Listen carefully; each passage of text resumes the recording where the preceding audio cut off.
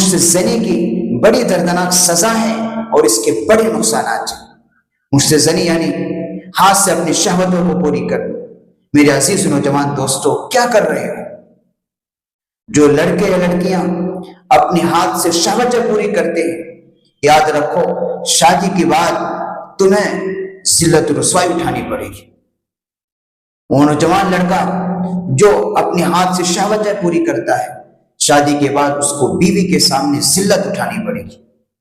تمہاری صحت برباد ہو جائے گی، تمہاری یادداشت کمزور ہو جائیں گی، تم نسیان کی بیماری میں مبتلا ہو جاؤ گے، تمہارے چہروں سے صلح کا نور ختم ہو جائے گا، تمہاری روزیاں تنگ کر دی جائیں گی اور تم ڈپریشن کے شکار ہو جاؤ گے۔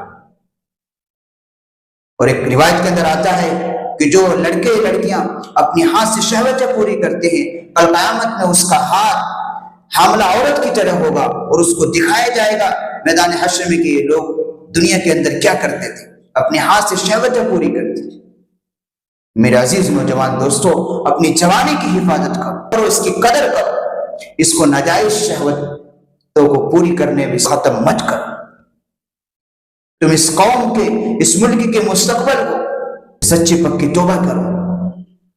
اور جو نوجوان یہ کہتے ہیں ہم اس گناہ سے بچ نہیں پا رہے ہیں، نہیں، تمہاری ارادے کی کمزوری ہے۔ حضرت یوسف علیہ السلام نے کیا کہا تھا جب زلیخا نے ان کو برائی کی دعوت دی؟ تو کہا قال معاذ اللہ، اللہ تبارک و تعالیٰ نے ان کی مدد فرمائی۔ یہ بات صحیح ہے کہ جب تک اللہ تبارک و تعالیٰ ہماری مدد نہ فرمائے تو ہم کسی بھی گناہ سے نہیں بچ سکتے، بلکہ گناہ سے پہلے سچی پکی توبہ کرو، نیک لوگوں کی صحبت اختیار کرو، کسی اللہ والے سے اصلاحی تعلق قائم کرو، تنہائی کو اختیار مت کرو، اس لیے کہ جس لڑکے لڑکی کے اندر ابھی تقوی حاصل نہیں ہوا ہے، اس کے اندر تقوی نہیں ہے، اس کے لیے تنہائی انتہائی نقصان دہ۔ اس لیے تنہا مت رہنے کی عادت مت ڈالو، کمرے کے اندر ہو دروازہ بند مت کرو، کھلا رکھو، خیالات آ جائیں فوراً کھڑے ہو جاؤ، لیٹے ہو بیٹھ جاؤ، بیٹھنے پر بھی وہ خیالات نہیں جا رہے کھڑے ہو جاؤ، فوراً اللہ کا ذکر کرنے لگو، درود شریف پڑھنے لگو، استغفار کرنے لگو، دیکھو کیسے تم گناہ سے نہیں بچ سکتے۔ تو پہلا کام کہ سچی پکی توبہ کرو، نیک لوگوں کی صحبت اختیار کرو، اور اللہ تبارک و تعالیٰ سے پانچوں نمازوں میں آوزاری کے ساتھ دعائیں مانگو، اللہم ارحمنی بترک المعاصی ابدا ما ابقیتنی۔ دیکھو اللہ تمہاری مدد بھی فرمائے گا اور تم اس گناہوں سے پاک بھی ہو جاؤ گے۔ ہمت مت مارو، ہماری ارادے کی کمزوری ہے میرے یارو، مضبوط ارادہ کرو، انشاءاللہ اللہ تبارک و تعالیٰ تمہاری مدد فرمائے گا۔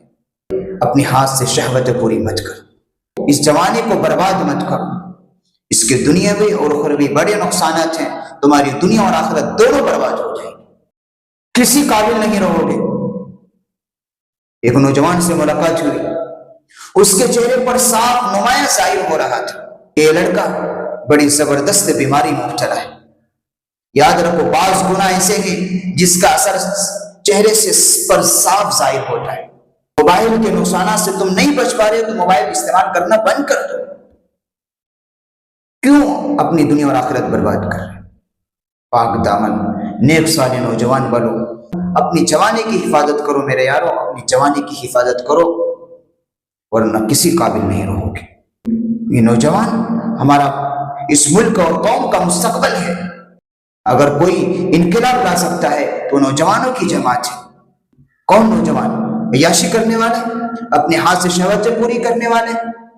نہیں، نیک صالح نوجوان انقلاب لا سکتا ہے، جو اپنے ناجائز خواہشات کو کنٹرول کرتے ہیں، ایسے نوجوان سے انقلاب آتا ہے۔ خدا را اپنے حال پر رحم کرو، اپنی صحت کی حفاظت کرو، اپنی جوانی کی حفاظت کرو، اپنے آپ کو پاک دامن اور نیک صالح نوجوان بننے کی محنت کرو۔